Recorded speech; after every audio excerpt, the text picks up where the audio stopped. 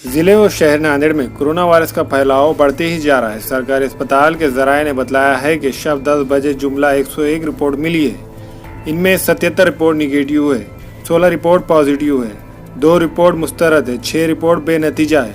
नांदेड़ में अब कोरोना मुतासरीन की कुल तादाद 585 हो गई है। इससे पहले गुज़िश्ता 24 घंटों के दौरान 11 रिपोर्ट पॉजिटिव आई थी। नांदेड़ में अब तक 28 मौतें हो चुकी है, 361 सेहतयाब हो गए और बाकी मरीज जेर इलाज है। मालूम हुआ है कि आज शाम शहर नांदेड़ के वजीराबाद महल्ले के साकिन एक 64 साल शख्स जो कोरोना पॉजिटिव थे, उनका इंतकाल हो गया है। नांदेड़ में कोरोना वायरस से मरने वालों की तादाद अब 28 हो गई है। हमारे यहाँ फर्नीचर, पलंग, सिंगारदान, शोकेस, सोफा सेट, अलमारी, dining table, office table, chair, computer table, Neel Kamal furniture और दीगर कंपनियों के फर्नीचर दस्तियाब है। एक मरतबा तशरीफ लाकर खिदमत का मौका दे।